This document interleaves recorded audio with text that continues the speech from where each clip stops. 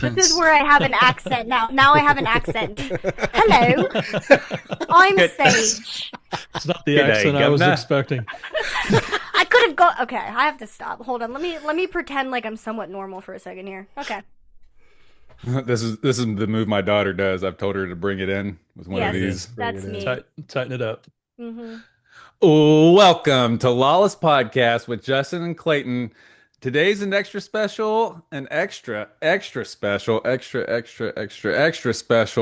podcast. It's a garbage boys. We got T-Bone on the line, and extra the two extras is Trysten and Sayge / Josh and Prez. Welcome. Yeah. So excited to have you guys here. So glad you're here. We're really excited to be here too. Thanks for asking. Thanks for saying yes. Oh yeah. Also, Joshua, is only your name on here? Okay. Okay. For biblical reasons. Right. It is. Hey, just so you I know, consulted the Bible about it, and this is what it told me to do. we're not going to stop making that joke, just in case anybody's wondering. Strap in, because we got about 2 hours of that joke. Yeah, before we get any further, you guys like, heart, subscribe, do all the things. If you want to get in contact with us, you can through comments and through message, but the most effective way is through podcastlawless@gmail.com. That's how you can get a hold of us. You can drop your Lawless Bible study questions in there, and you can also drop your Lawless confessionals, where you just want to get anything off your heart, and we can deconstruct or reconstruct however the Lord leads us. We have a barn burner in for you today, you lucky folks that are listening. Like I said, we got Trysten Sayge on. I'm gonna let T-Puck, really introduce you guys, but yeah, we got a lot in store, and I'm excited about it. All right. Well, as Clayton said, Josh Colburn and his wife Prez Colburn are here with us. We're so excited to have you guys. You may know them as Trysten and Sayge from TikTok. That's where I became familiar with their work a couple of years ago now. They make me laugh every single time. We're so excited to have you guys here. Thank you for joining us. So let's jump into it. Prez, I don't know if you watched the previous podcast that Josh appeared with us on, but we spent a lot of time getting to know him, talking about kind of his journey, as it relates to music and spirituality. We would love to learn more about you. So tell us, what's the quick and dirty? What do we need to know about Prez Colburn? Oh wow. Well, no. I'm What? I don't have the script you wrote me. It's okay. Can I go off script? Okay. I actually need help escaping my husband. He's controlling. No. Blink. Justin knows Morse code. If you she says this all the time.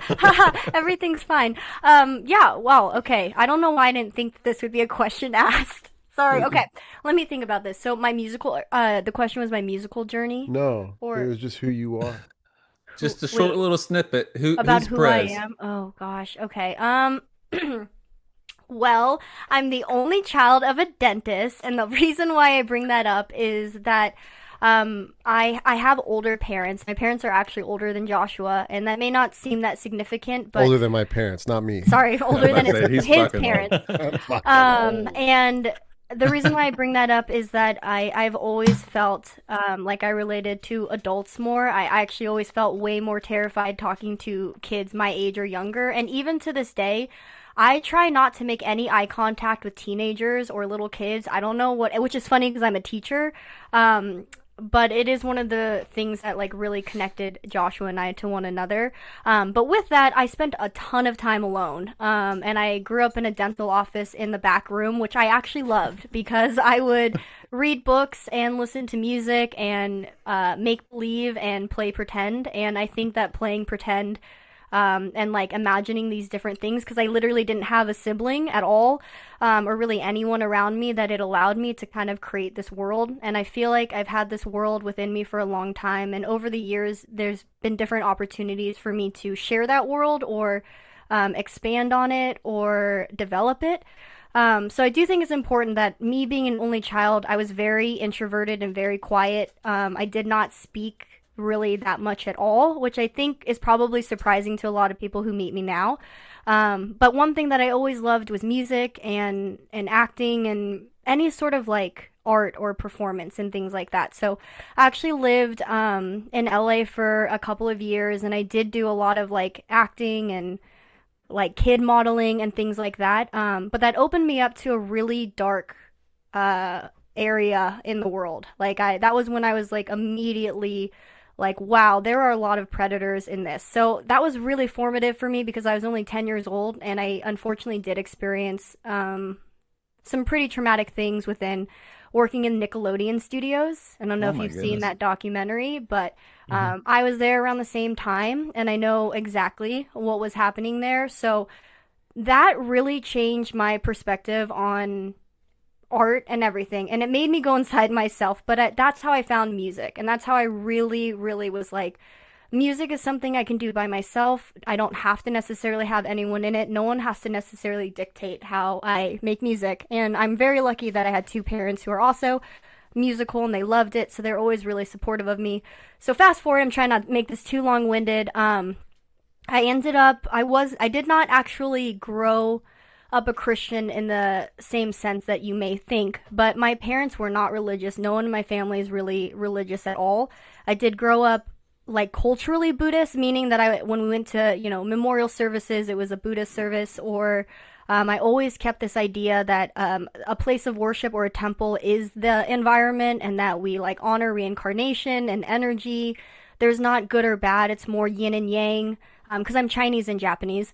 That there's sun and moon energy. It wasn't this idea of you're bad or good. It was that we are all of it. Like sometimes we're moon energy, sometimes we're more sun energy.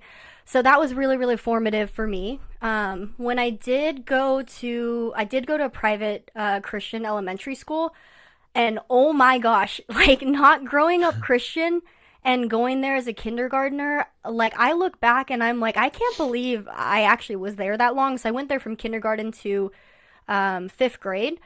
And my first day there, I still remember this. They asked me if I knew how to read the Bible. And I said no. And they said, well, you need to look up this verse. And I was like, well, what are the numbers? Oh, can you still hear me? Yeah. Period. Okay. Yeah, exactly. I'm like, sir, I just learned the alphabet. Yeah. I don't know why. I like turtles. Is it numbers a number? Why is that a book? I don't know. So I do like vividly remember this kid next to me had to show me how to read the Bible, like find the verses, and I thought it was really cool. I was like, whoa, this is a really good way to organize information. I don't know what any of this means. But I learned a couple things there. Number one, I went home and told my parents I wanted to be a nun. And I also told them that I wasn't afraid to die. And as two people who are not religious, which is funny that I'm there, but they freaked out. So they called the principal and were like, what are you teaching our child? So my parents really put me there more for what they thought were like the ethics, the moral code. It was a private school, so the education should be better. But unbeknownst to them, I was like actually really inundated with some really harmful rhetoric, as we all know. That's why we're here. So then I completely turned away from it. And then it wasn't until I was in high school and I started going to like youth groups for fun to meet boys. I was like, I don't want to date anybody in my school, so I'm going to go to a youth group. That's why Justin went too. Yeah, right. I mean, that's what else are you going to do? And then that's when I like started getting like into the emotional aspect of it, where we're sitting around a room and we're confessing things and crying. And then I started getting wrapped up in it. And then I started to believe, they let me believe I had a demon following me. And that, like, yeah. What type of church was it? Was it? It was a non-denominational Christian church. And yeah, they were like a private elementary school that went from preschool all the way to high school. So many of the kids I know literally went preschool all the way to high school in this one area. We had chapel every Friday, and yeah, I got in trouble a lot there. Actually, I was quiet but rebellious, and so when I got to high school, I really was like I told everybody that I was an atheist, but then I started going to youth group, and then I was dating a guy who was older, and I just was like, oh my God, God's telling me I have to break up with him. I'm living in sin. Like, this is why all of these bad things are happening to me. And I've been living in shadows and in sin, and they're going to take everything away from me, and I'm going to die, basically. So that was when I got super, super into it. And then I ended up going to Azusa Pacific University. And I don't mean any offense to anybody who's from Bakersfield, but that's where I met homeschooled Bakersfield Christians. And oh my God, I was like... Do y'all know about the Bakersfield lore? Like, there's basically like two sections of California. They know about homeschooled Christians. Yeah, we know that very All well. you need to know is that Dwight Yoakam. Head from fucking Corn is from Bakersfield. Like, they make the best meth there. Like, it's the best meth. Wichita might have something to say about that. So geographically though, Bakersfield, is that Southern California, or is that like northern, like up towards like maybe Sacramento? It's in the middle. It's kind of in the middle, and then like that way, like not close to the beach. Let's just say I try to never stop at that gas station. Yeah. Is that where Azusa Pacific is that in Bakersfield? It's further south. So it is excuse me, in a town called Azusa. And it's kind of near the Assembly of God was created, I believe. Oh, that would make a lot of sense. Fun fact. That is the Azusa revival. Yeah, that's right. Oh. See, they always told us that it was called Azusa because they have everything from A to Z in the USA.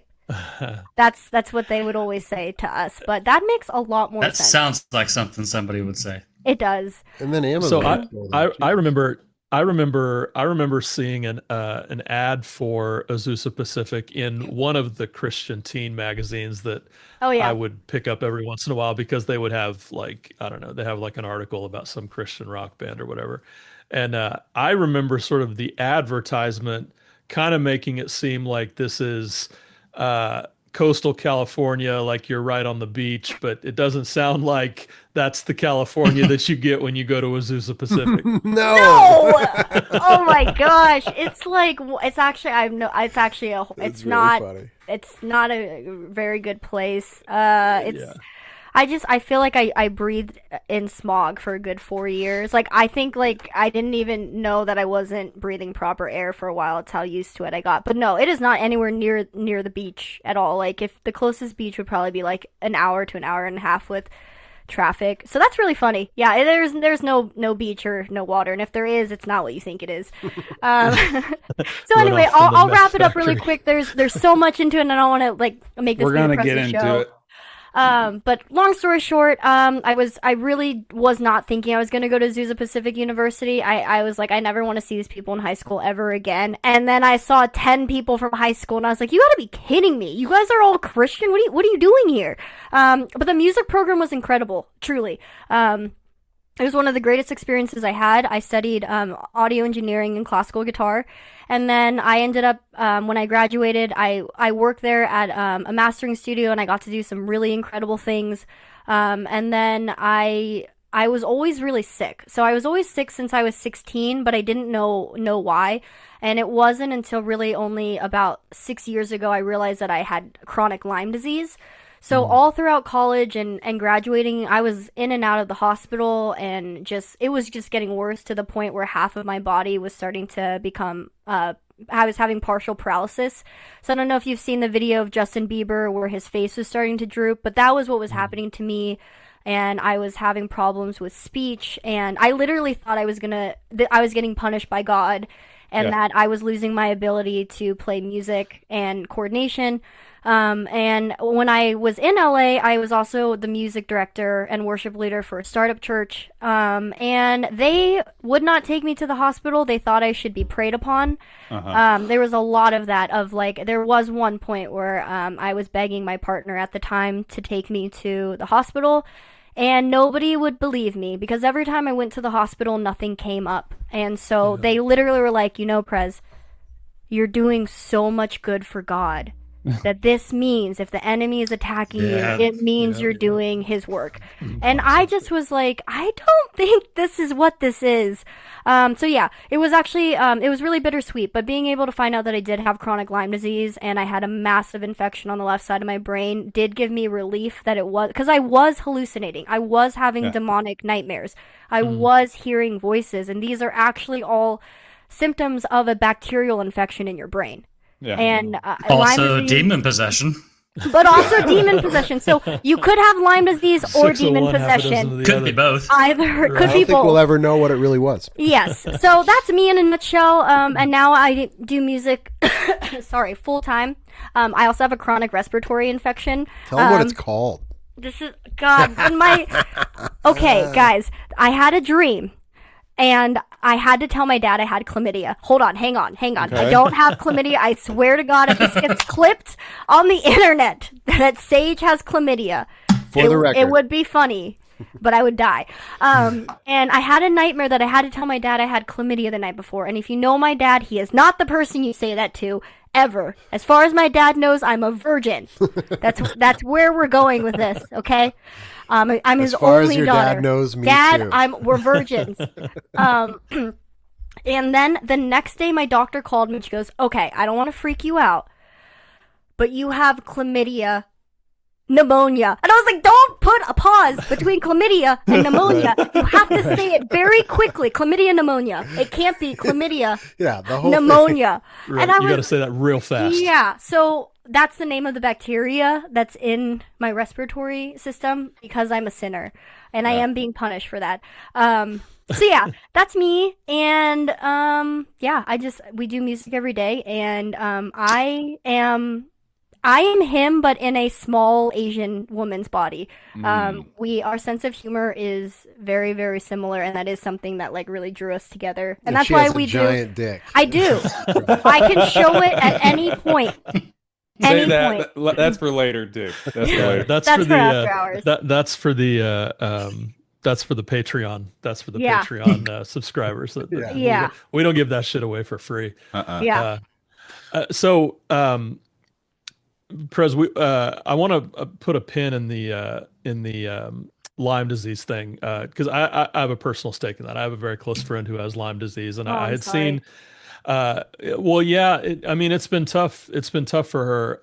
But when she got her diagnosis, she has talked about just what a relief it was to just know what you were dealing with, right? And I think she has good days and bad days, probably. As you probably could attest as well, but.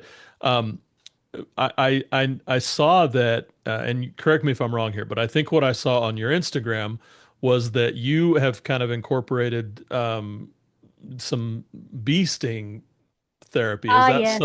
Is that something you've had success with? I'm very curious about that. Let's get right into the bee stuff. Okay. Yeah. Yes, it's called apitherapy, and I stung myself with nearly 6,000 bees. So I did 30 bee stings 3 times a week, up and down my spine, my head, my knees, my elbows. I would rather get a tattoo 1,000 times over than do 6,000 bee stings. If anybody tells you that many bee stings does not hurt, they're lying to you or have a strange kink. But I watched that movie where that boy died from all them bee stings. Oh yes, I'm not falling for that one. My girl. Yeah. Yes. He can't see without his glasses. He can't see without his glasses. Can I vent about that for a second? I got to vent about this movie because go ahead, brother. It is inaccurate. It's very inaccurate now, and this is the nerdy beekeeper side of me coming out here. Bees don't live in the fucking ground, and those bees came out of the ground. It was in it was like a wasp nest or a hornet nest. Hornets or yellow and if a bee swarm, that movie made me cry a lot. I know, it made me cry a lot. Also, if there is a swarm, they're actually the most distracted because they're in full panic mode of like, we got to get out of here and find a home. So they're really, we can get into the beekeeping thing later, but you really can't handle them without. The reason why you need the suits is to actually keep other people from freaking out, because they do smell like the pheromones that are released of fear. So when we get in there, like, we really have figured out how to lower like our heart rate and be calm and relaxed, and we are not afraid. And they know that, but it's actually to keep, a lot of it is to keep other people from being afraid when they watch you. Because once they pick up on that pheromone, they will freak out. So, but to go back to your thing about the apotherapy, yes and no. So it is based off of a woman named Ellie LaBelle, and she really is the pioneer of this. And she really just was like, I'm just going to sting myself and see how to do it. And she figured out that it was 10 bee stings 3 times a week, and it's on your spine because the spine is a map to the central nervous system. So I ended up doing that for about 3 years, and I made huge improvements from where I was until, and I honestly was like hesitant, but I was like, wow, I think I might be in remission.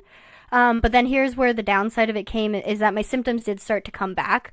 So I try to be really honest with people that it works for some people and it doesn't work for others, and they don't recommend you doing it more than 3 years.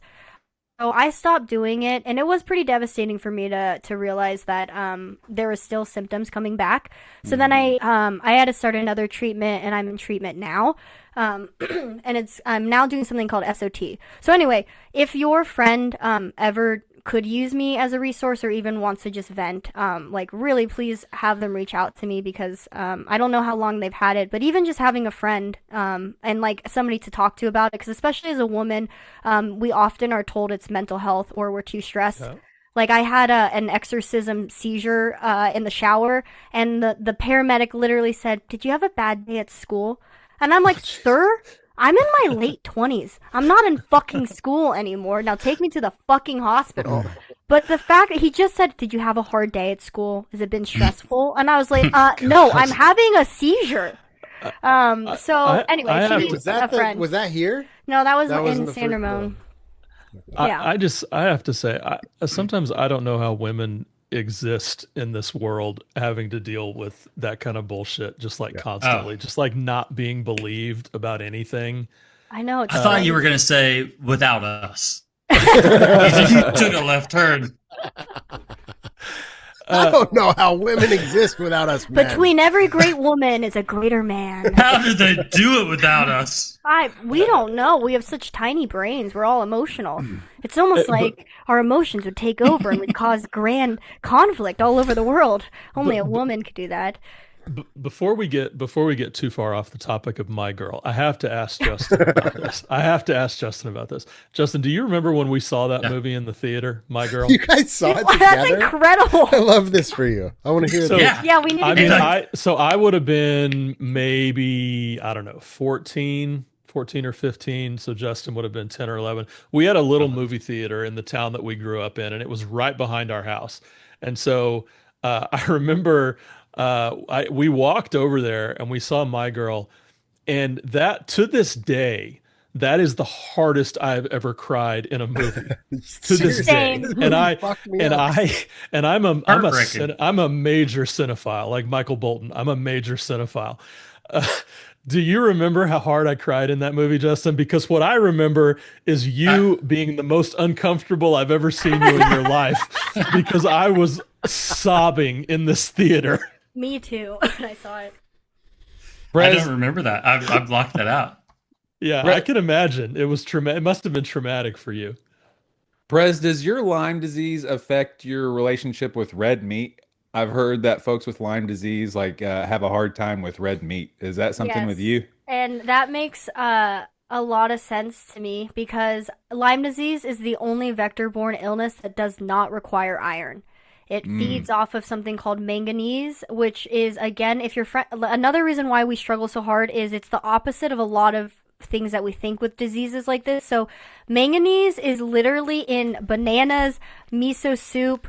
It's in basically anti-inflammatory foods. Turmeric is bad for you. So all this time I was like, it's hard because neurologically I need more iron for my brain function, but then I do have an aversion to eating it. So I I do wonder if that is connected to Lyme, because I do not want to eat red meat, but the truth is it is one of the best things for you to have with Lyme disease, especially because Lyme bacteria doesn't feed off of iron. But that being said, yeah, I really struggle to eat red meat. I also really struggle to eat any sort of meat because of animals and like the way it's handled. But well, yeah, if you ever find yourself in southern Alabama, in my neck of the woods, we have plenty of gators around here. And I would try that. yeah, well, I've heard that people who have Lyme disease specifically, or people who have digestion problems with red meat, reptile meat, I guess it would be, is a healthier alternative for them because it doesn't activate their things that make them flip out. Okay, I'm interested. It's probably tough to get out in California, but Clayton, have you had gator? Have you had gator? Yeah, down the street. Yeah, it's really pretty good. I've had it a couple of times, like when we've gone to Florida on vacation, and I always enjoy it. What does it taste like? I was in New Orleans, and this is when I was in my young 20s. I was touring in a band, and we had a stop in New Orleans, and it was like 2 a.m, and we were at some diner, and there was like a table of hookers next to us. Sorry. New Orleans things. And one of the hookers had like the craziest fucking teeth I had ever seen. Like they were all metal, but like not in a way, I don't know. But she was talking to us, and we were telling her we were in a band and stuff. And then she had a alligator poor boy like sandwich, and she's like, "You want to try it?" And I'm like, "Yeah." And I just remember as I bit into the sandwich thinking like my teeth just touched the same spot her teeth touched. And she's got some weird fucking teeth, man. So that's the only time I ever tried gator, but I thought about her teeth more than the taste. It was a little fishy. I'm going to have to second guess any of our kisses now. That's a lot. In fact, we should have kept that. We could have kept that inside. Yeah, well, if you need a reference, they taste like frog legs. So if you've ever, everybody's had frog legs. That I have. And frog legs are weird because they kind of taste like pork, but they feel like chicken. Yeah, like frog legs have Porky like a dark meat chicken consistency, but the taste is closer to pork. See, I gotta say the way like I've always eaten it. Come off for this maybe. We think Justin's running a Bitcoin mining rig. We've got a delay. On his... Seriously, he's got coconut internet. He's got World of Warcraft in the background. Shut that Xbox down. You got to go up on the roof and adjust the antenna. You referenced. This is a good one. No, you referenced reptile meat. I sure did. Are you with me? Yeah. You referenced reptile meat. So I'm curious, like, what reptile have you eaten?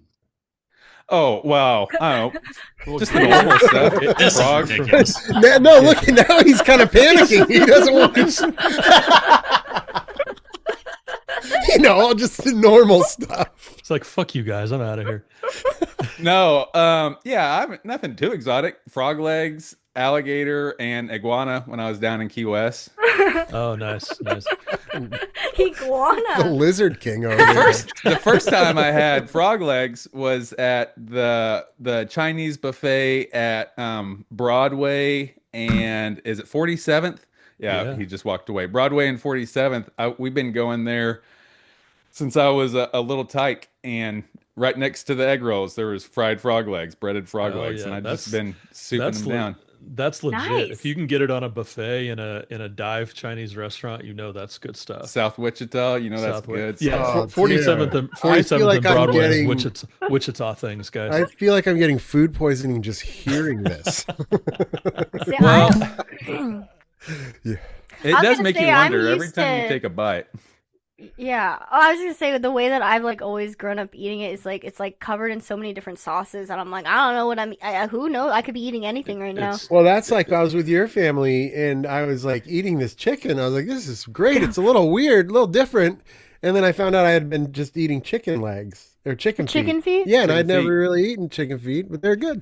Yeah, I've grown up eating chicken feet for sure.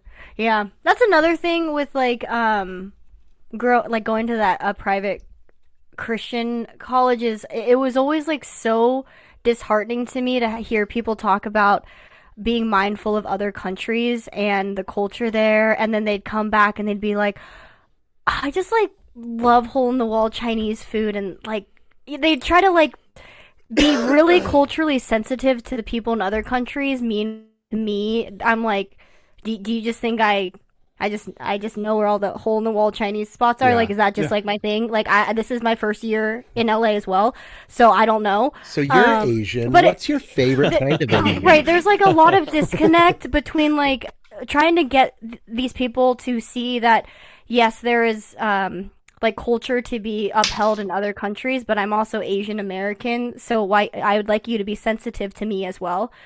You know, but it was, so that was another thing. I never fully felt like I was part of the club, and I do feel that this is a huge perspective that a lot of people of color definitely feel, is no matter what, we're not fully in the club. People just thought I was adopted. That was just what they thought, because I spoke English and sounded like a California girl. You speak English so well. I know, literally. And the question, So where are you from? Where are you from? Okay, but where's your dad from? And I'm like, Boston, Massachusetts, bitch.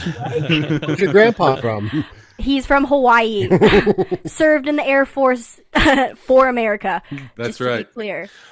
Well, you know, not to make things too heavy, you know, right off the bat, but I think that's a really interesting perspective, and I would imagine, you guys correct me if I'm wrong, being out in California, you probably, or well, I don't want to say probably. I'm wondering, like, how as a Asian American, Prez, you must have a perspective on what you guys are seeing on the news all the time, right? With the way that ICE is just kind of just running rampant over communities, and you know, it's heartbreaking to watch, but also you know, I recognize that, you know, and not to sound too woo woo about it, right, but I recognize I have an enormous amount of privilege as a white man, right, and so I see these things, and you know, my heart is broken. I'm horrified by what I'm seeing, but I'm also kind of holding that in balance with the fact that this is the lived experience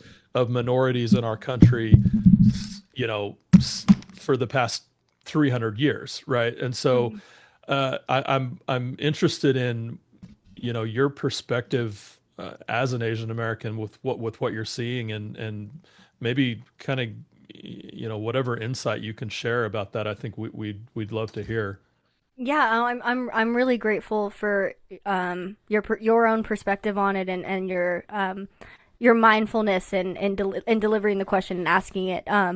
But yeah, I would love to share that. I think it's when you're an older person of color, and you basically get to a place in your life where things don't hurt you as much. You can see past the projection, and you can see past the ignorance, and it really, for your own nervous system, I'm not going to change this person's mind. I got to let it go. But when you see it happening to children and younger kids who are now just learning in a lot of ways, that they are just physically, the way that they look is immediately making them a target of anything from microaggressions to jokes to full on, I'm going to call ICE on your family. That's really, really hard, because I remember what it was like when I learned I was Asian.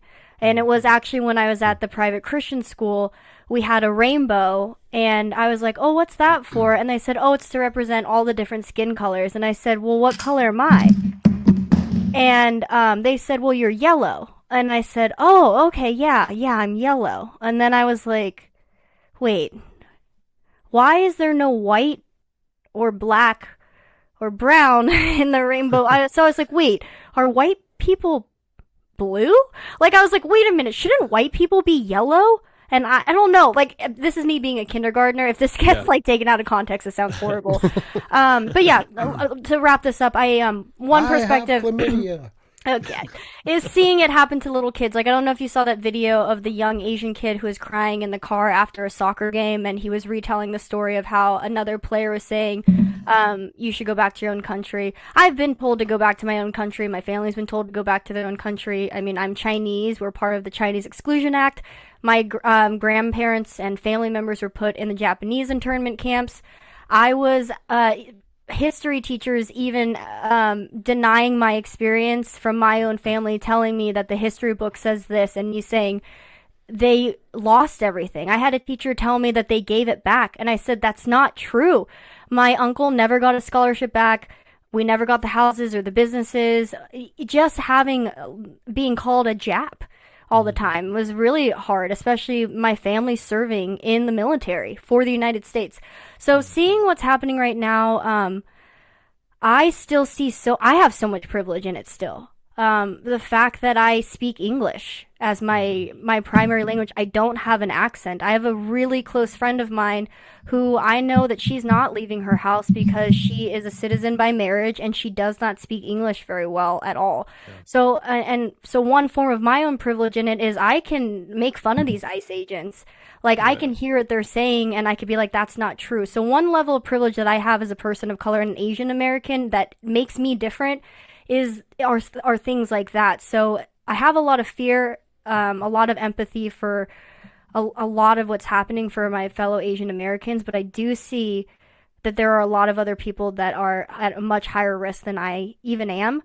But to kind of point it back to my perspective of what's happening, it's I think one of the things that I am most sick over is the people who are telling me to go back to my own country have I don't think even mean that. And they're just saying it. Yeah. And they're emboldened by a horrible administration. Yeah, it's honestly been really, really difficult. I'm afraid. My family's been here for more generations than his, but I'm afraid I have a target on my back just for what we do on social media. I'm afraid of being alone. Well, my biggest fear right now is me being alone with my stepkids. In the car, like if something were to happen. So I'm really, really terrified, honestly. I worry, one of the things I was thinking about, with your dad, I really worry for your dad because your dad is the kind of guy that does not take shit from anybody. Yeah. And like I could see him ending up in a scenario where he's greatly injured because he will not comply. Because why would he? He's a fucking American citizen. You know what I mean? Yeah. But it was interesting. Yeah. One of the things that you asked Prez, and she said, "I'm used to it." And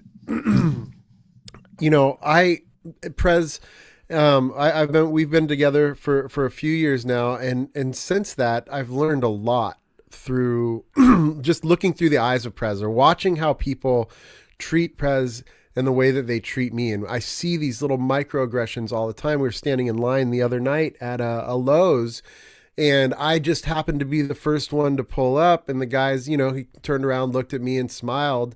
And then when he turns around again and sees Prez there, it's this like scowl on his face. And, when we first were together, Prez would go, "Do you know what that was?" And I'd be like, "No." And she's like, "That guy's fucking racist." And so now I've been able to see this, but my first incident with racism with Prez was like, it was looking back on it now, reflecting back on it. It's really sad, but also comical in the sense to this question of, we were crossing the street. This is right when Trump took office the first time, and he was on this whole Kung flu kind of, really causing great harm to the Asian communities. And Prez and I were on a bike ride. We had our little dog in our backpack, where we get to a crosswalk where we get off our bikes. We're not even being cool and riding through. We get off our bikes and we're walking. And as soon as we get over, this crazy person just out of the window, we weren't even paying attention, goes, "You stupid fucking Asian." And then she did like monkey movements. Like I was all like, these whoa. weird like monkey movements. And again, white boy Joshua here, full of privilege, starts fucking crying. Like I was like, "Oh my God." Meanwhile, I'm fucking Lance Armstrong. I'm gonna get you, son of a bitch. I'm like on my bike. I'm like, what the fuck do I think I'm doing? Why do I think I could catch? But I had so much anger in me that I feel like I gave her a run for her money. I'm just saying. I think for a brief second, if she saw me, she's like, she might catch me. Yeah. But yeah, I can only, it wasn't even said to me. I do not hold the culture like Prez does. And it affected me deeply, right? Like, and so I can only imagine the effect that has on the psyche of a person of color here in America. Yeah. Yeah, and to add to that, I know that it's confusing what kind of Asian I am. So I get to be whatever someone projects. Like it's when I see, this is just my experience, but when I see people wearing different hats from whatever war they were a part of, like I'm so grateful for their service, but suddenly I'm Vietnamese. Suddenly I'm Korean. Suddenly I'm Chinese. So what I am is Chinese and Japanese. But sometimes I'm Filipino, and it's amazing to watch like people's different perspective on who they think I am based off of what kind of physical traits they're picking up on. And it's anything from a weird fetishization of me. It's a lot of like, oh, you're really beautiful. My wife is Filipino, and I'm like, okay. Congratulations. My husband's French and Spanish. It just I don't know there shouldn't be a reason why we're talking ethnicities here, Right, right. or to things like one of the most, and this is where I point back to children. That's where it makes it really, really difficult. But when I lost my first dog. It was really traumatic to me when I was in kindergarten because I thought I killed her by giving her the tops of strawberries, but she had cancer. But I was really devastated about it in class, and students asked me if I was going to eat her. And I I didn't even know that people thought that we ate dogs. And this dog is like, it still gets me emotional, but this dog was like everything to me. So for you to not even just say that, but to say that to me, who is like a huge, huge dog lover, it like literally was one of the worst moments. But that's where like kids become so resilient. I just swallowed it and I went on through my day, and I still wanted to be friends with them. I wanted them to still like me. And I think that's part of what makes what's happening so difficult is I have this grandiose idea that if I could talk to each and every one of these people and just ask them questions, that we would come to the idea that you may not really believe it. Just like a really quick story. I don't want to take too much of this, but we were at Goodwill the other day, and I always see this this Chinese man. I know he's Chinese. Okay, I'm Chinese. We just know. Okay, I know he's Chinese. I hear him speak in broken English. I've interacted with him a few times, and he's a regular. I see him there all the time because we go there all the time. And I saw this man, and he was looking at the Chinese man, and I'm only using Chinese man because I don't know his name or anything else. And this other man who was wearing like a security jacket, and he, to me, looked like he could be Hispanic. Again, I don't usually like using descriptors like that, but it does kind of matter for the story. And he was wearing a security jacket, and he kept trying to talk to the man, and I knew he wouldn't understand him. And he got to the point where he's like, doesn't even speak English. And so I go, is that a problem for you? And he looks at me and he starts walking closer to me, and I start walking closer to him, and I'm not breaking eye contact because I know exactly how this goes.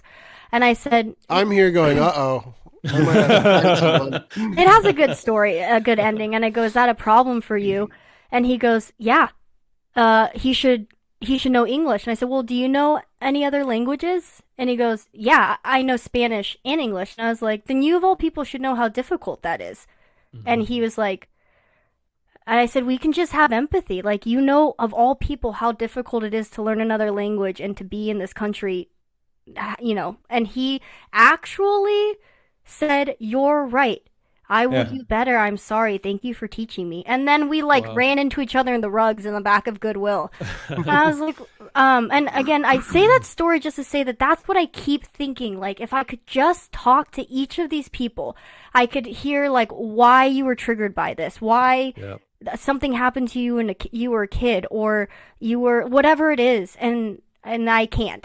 But I wish I could. It's interesting because I think, Clayton, you saw this firsthand. Actually, I had posted something on my Facebook, and I too kind of with like Prez live in this mindset that if I could just sit down with you and we can have a conversation, because I am that kind of guy. Like I would love to, but for me, I'm becoming a little jaded. Like I got to be honest. Like, and so. I posted this thing on my Facebook, and it's funny. My Facebook is like my personal like Facebook that I've just had for years, and then I've kind of just like let everybody like request me and accept, you know. But with that, I'm you. very strategic with my Facebook because it carries all the people from my previous life. So all the people that I was a pastor to in the church, all the people that I went to school with, right? You know, and so with the TikTok stuff, I'm more just like in your face, like I'm making content. With the Facebook, I'm a little more like strategic because I know who follows me, and so I've just been posting things here and there.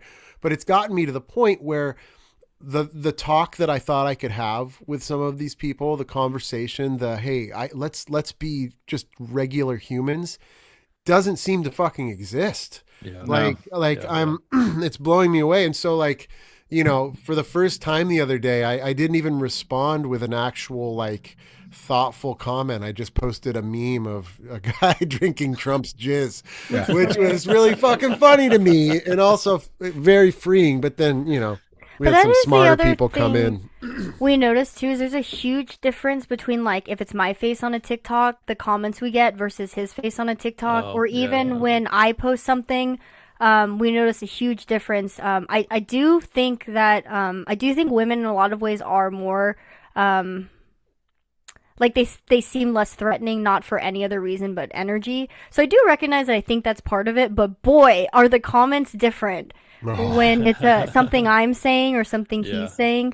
It boils my blood, honestly. Yeah, because I have that too. Like mine's still more of like, oh shit, I didn't know you were a bad person. Like the people on my Facebook, because I posted something about, I can't even remember his name, but he's a Republican lawmaker who was just charged with I do believe it was child pornography. And I had somebody I had not spoken to I like didn't even remember who he was at first because now he looks all like methed out.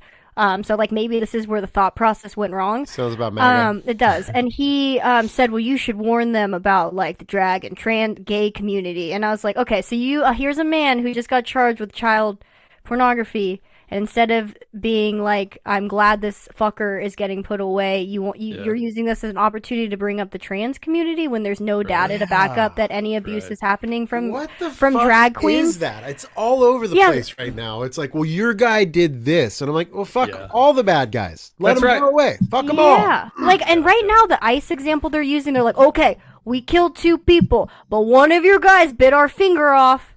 Yeah. You're like, well. Have you heard that circulating? There's yeah, I have. Yeah. And coming from my place of privilege, even though I never would say I came from a place of privilege just because I came from I would say culturally diverse. I came from a black neighborhood in Oklahoma City, and whatever. I truly believe in my heart since I was a child that like, oh, we're all the same. We're all poor here. We're all eating. We all got the stamps that we take to the 7-Eleven, and we're all ditching school. We're all smoking the same, and we're all up to the same stuff. At least me and my group of friends. And from that to anyway, so from like the military or from that diverse childhood to Christian children's home because I was a bad kid, to the military and then law enforcement afterwards. I'm not afraid to have these conversations. And when I say like, obviously I identify as libertarian, even though I have no real political party, but I come from a more conservative mindset, like I would say the classical or the real conservative mindset of like uber personal liberty, uber personal freedom, small government, small control. Like I say it and I mean it. Yeah. So like when Justin and I were cops, Justin and I used to be cops. When the George Floyd riot was happening, we put on riot gear and we stood in front of the courthouse. We stood in front of our sheriff's department. We stood in front of the jail. And I had members of the community come up and nothing got too bad, but they were yelling in our face, why do you hate me? Why do you kill me? And our orders were to stay silent. But my heart was shattering. Like, I don't hate you. I would die for you. That is why I put this uniform on. I would do all of the things for you without knowing you. And those aren't words to me. Yeah. So Now, and I've been to combat and I've done all the things. So when I see folks like on that Facebook comment say, "What about Kyle Rittenhouse? Did you ever think about this?" I like the memes. I like the funny replies. Yeah. But I want to say, like, and I did, like, hey, I'll have this conversation with you. Yeah, so glad you popped in. Let's get on this topic. I'll point out the differences between Kyle Rittenhouse, the 18-year-old that crossed state lines to defend someone's business. Okay, that's a different conversation than the VA nurse and the ICU nurse who was protecting a woman getting sprayed. He wasn't even, you couldn't even say he was interfering with law enforcement. It definitely didn't rise to the level of that. But he was helping someone in need. That's a human thing. And I would say, from my perspective, that's a man thing to do, a protector thing to do, and it's a human thing to do. Like, God damn, can you see a woman pushed down and pepper sprayed? And you know what I mean? Yeah. We don't raise our children like that, and now people are getting killed for, you know. So, like, I've been seeing this on social media, and it's exactly what we're talking about. Just from the other end, from the other side, is that man, the Bill of Rights are a thing, and it's not, and it's 132 years actually of precedent in this country, going back to 1886, where the Supreme Court said that the Constitution applies to everyone. It applies to anyone inside the jurisdiction of the United States is who the Constitution applies to. And man, there's people that were mentors to me as a young person, and people that were that were like these examples of part of my identity. You know what I mean? Like, I learned how to be an adult from these people. They were people at the church home that I lived at that I posted an article about the Libertarian Party rightfully rejecting ICE and calling for the abolition of ICE. And this person says, "I can't believe they would do that." I'm like, well, I guess they actually have morals and they have principles and they believe in what they said. It's not just talking points. All the veterans, or I can criticize. I feel like I can criticize the veteran community, and I feel like they should be criticized. Anyone can criticize the veteran community, but especially an insider. Like, I know the oath you took to uphold and defend the Constitution against all enemies, foreign and domestic. And guess what we have here? We have one of those. Yeah. And, you know, I'm definitely not saying to be violent with any law enforcement. I'm not telling anyone to put themselves in a dangerous position. But the Boston Tea Party was not a peaceful riot, or was not a peaceful protest. They were tarring and feathering people who were violating their personal freedom. And it was over a 4% tax stamp and a T stamp. That's what they did that over. So, like, my people, the blonde hair, blue eyed veteran law enforcement, gun toting, Bible loving folks, shame on you. Shame on you for turning on your bedrock principles. Your bedrock, what you say you fight and die for, what you say are the principles of this country. You're so quick to turn on it, and it's obviously for your team. It's for a team. You're putting teams above human decency. Yeah. It's disgusting. I gotta say, I appreciate your perspective so much and your voice. Like, I think you're right. You have so much to say about what's going on right now, and I hope you get amplified. Truly, it makes me feel safer. Like, it actually made me emotional to hear you say that, because it just, like, I don't know how to describe it. I guess it's like, you just make me feel safe by you saying that. Like, I immediately am like, I literally do have somebody who, and it's not even like a physical look. It's not a blonde-haired, blue-eyed person, but I don't know how to explain it, because I talk about how I feel. Basically, when I walk into places with Joshua, I feel so much safer, not like for physical harm, but like microaggressions, jokes, comments. Like, for example, I was at an Asian market not that long, well, a few years ago, and these kids were just, like, making fun of the food there and all of this. But it just, like, I don't know how to explain why I still feel safer with you. I do feel protected, like, you're around someone who gives a shit. you're around someone who has principles and loves you. Yeah, And and sorry, it's also that it like makes me feel like, hey, like I like what the white people think I'm cool. Like I'm with them. I'm associated with them. Like I still carry that like a deep insecurity of like, no, I'm like we're all together that's right. kind of thing. But yeah, not to cut you off, but yes, and he is someone who loves me and protects me. I've almost gotten him into many fights for me. Actually, I was like, and he's gonna beat you. And then Josh was like, whoa, well, wait, I don't know. Hold on. Even at Goodwill, just I will randomly. not shy away from, cracking some skulls, but what am I doing it for? Yeah. Yeah. Well, We're in Denver visiting my brother-in-law that over Christmas. I'm sorry to cut you off, T. We were in Denver visiting my brother-in-law, and me and my wife were having a night on the town with my brother-in-law, his boyfriend, and like their group of friends. And I was the older guy there, so I was partaking in some green, but I don't like to drink generally anymore. And this car was backing up, like we were crossing an intersection. This car was backing up and bumped into me and my wife. Whoa. Like the trunk at the rear end of the car. So I slammed on the trunk and was like, "Hey, watch out!" Yeah. And like that initial adrenaline came up to me, and then he stopped and put it in park, and my wife kept on walking. I was like, "Okay, Clayton, it's time." Like Bought time the to ticket, get with baby. you. Now you're gonna take the ride. That's right. Can I well, tell luckily- the story? Can I tell it? The In-N-Out store? Yeah. Okay. Please. Oh, you got to hear the story real quick. Yeah, This is please. incredible. So this is when COVID like first started. All the businesses are shut down. And In-N-Out Burger, we have them out here, and it's incredible. They are delicious.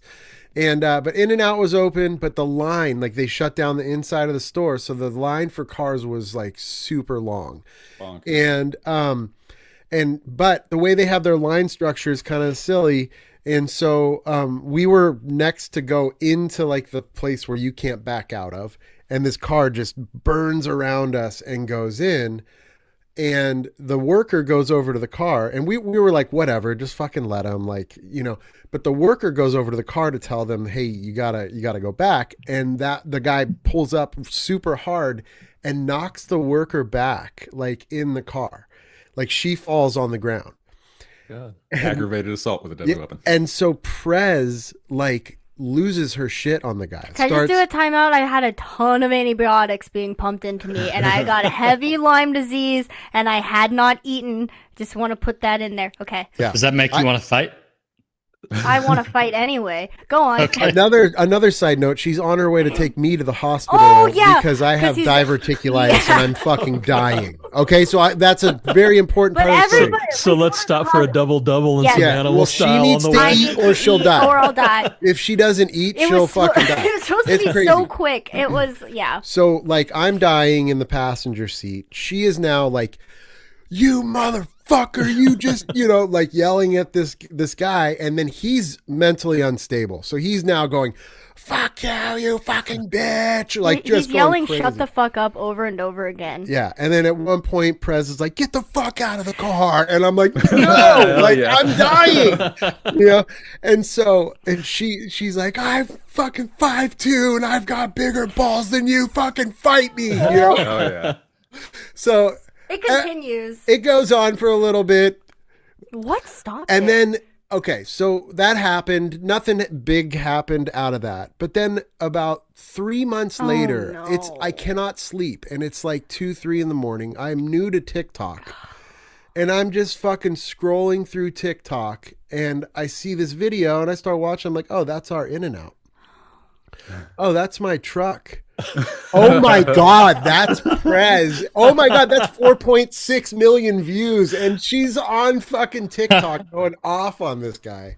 Wow. Your old church is playing it on the big screen. Like, let's see who we got rid of. It never got tied back to I us. don't Like, know. it was, See, now that you said that, I don't know, dude. This keeps me up at night. I think it's time. Bring it. No, I've learned my lesson. I have asking questions. I'd like to see it if you could find it. If you could find it and repost it, that'd be pretty cool. God, I don't know. That is an We've talked interesting. about if we're ever going to release this story, and here we go. So, That is an interesting Lawless contrast. exclusive, baby. Yeah. That is an interesting contrast, though, because I wanted to go back to what you to the experience that you had in the Goodwill, Prez, because I think that the way that you confronted that guy about, him complaining about somebody not speaking English, and you said, is that a problem for you? Like, you know, depending on the tone of voice that you used or whatever, some people might see that as confrontational, but I think that we have to confront these people. Oh yeah. I think that, and if you can do it in a way that removes as much of the emotion as you can, but just like literally just asking a question, like, help me understand why that's a problem for you, right? Yeah. And I think that with social media, just nobody operates on that frequency anymore. Like everything's a zero sum game. Like I have to win, and that means you have to lose.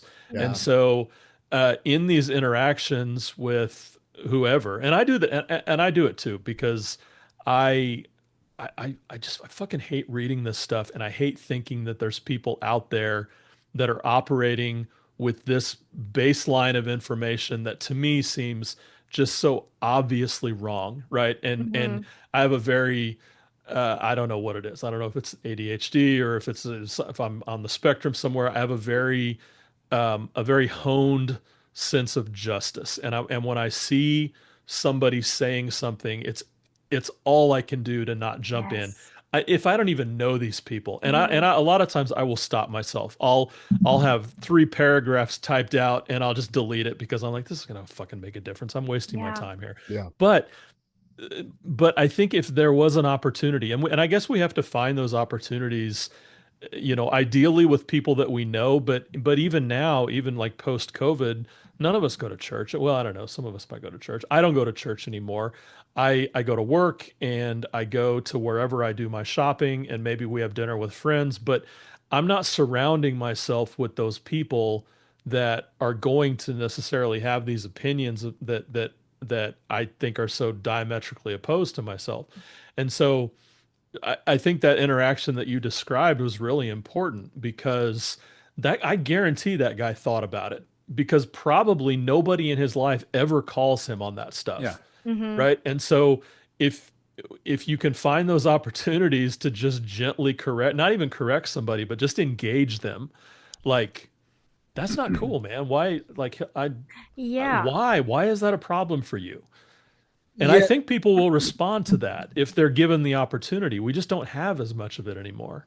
It's interesting that you say that, because this incident took place years ago, and it's for us. We look, even just telling the story. The in and out one. Yeah, the in and out. Yeah. Looking back on it, we've evolved a lot, and one of the things, and you've been talking about this a lot. You should probably talk more on it than me, but like, we have learned the art of asking a question is so dismantling and so powerful, because it throws it right back on the person to have to immediately defend their position. Yeah. And so it was interesting when she was very intentional with asking that question. I did, and I knew I needed to ask it kindly. So I was like, is that a problem for you? Like, because I was like, if I go hot, he'll go hot. I mean, he already started walking up to me. We were really close. Yeah. And I was like, let's go. You're like a little taller than me. I think this is okay. Oh, I'm sorry to cut you off. No, but you're right. It was actually profound, because we've had a couple moments. There was a moment where we were driving and some lady just randomly called me an asshole, and I stopped the truck and I looked out the window. I go, did I do something? Like, what? Why'd you call me an asshole? And like, just like that. And she goes, and then her husband goes, we've had a really bad day. Someone died in our family. I'm sorry. And they apologize. And it's just like, so we've kind of been putting this to the test and seeing it's not as potent online. That's the problem, right? The online, it's a different game online. Because they just ignore it. But you're right. I don't think people are used to being confronted with a question like that, where they have to actually use their brain to respond. Yeah. I think there are people in my life that I really don't even know that I could call them friends anymore, because the rift between and you know, part of me thinks maybe it's just our online personas, right? Because everybody curates an image of themselves online, and I see people. I was having this conversation with my wife the other day. You know, I have people who I would have called friends at one point, and they say the most rancid, hateful shit on Facebook, and they're sort of like, I think they're trying to be influencers. I don't know if they've like have really like got to that level yet, but there's some people where you hear the things they're saying and you're like, man, I used to know you. Like Yeah. like this was not the person that you were, at least not the person that I saw, right? Yeah. Like I saw people the first time I ever lost my job. I got fired from a job that I had left a company that I'd been at for 12 years, and I went to this other job, kind of took a big swing and it didn't work, and I lost that job, and I was devastated. I didn't know what I was going to do. I'd never been through that before. I was terrified. And I mean, they took us out to dinner. They bought us dinner. Like I mean, and it wasn't even a question. It was like they found out and they were like, "What do you need? Let's go out to dinner. Let's talk about like." And I don't know if that's who they are anymore. And maybe part of me wonders if that was ever who they were.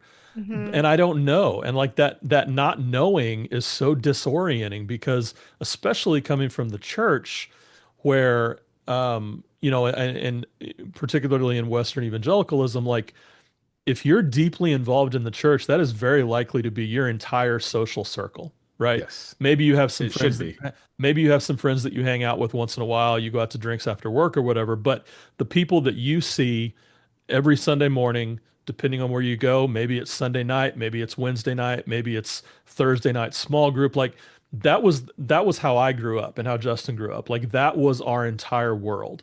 And so to see all of that come crumbling down over the last 10 years has been devastating to Yeah. me. And but there's still part of me that just thinks I just want to sit down with them. Like I just want to sit down and just like, is this really who you are? And Yeah. can we talk about it? Because this does not seem right. Yeah, because we all had the same decision to make. Because we evolved out of. I think a lot of people keep thinking we turned away, but we evolved out of. And there really is a choice, like just like the Buddhism that I grew up around. It's we are all called to live into our like our light or our shadow. And I feel like these people were good people when I met them, but they dug their heels in deeper and did not make the change or not take the step of accountability, because it is a lot easier to just stay, especially when you're in this group and everybody's saying the same thing over and over again. And when you have spiritual warfare, can be whatever the fuck you want it to be. Sure. It doesn't, or it could be, well, you are showing signs of not taking accountability, spiritual warfare. This is something you have yet to deal with, and everybody's trying to get you to do it, and you won't do it, spiritual warfare. And so to me, like, as much empathy as I have for these people, I feel similar, where it's getting to a point where there's no reason for you to land on this. This is a choice now. Yeah. And that's what makes it really, really devastating.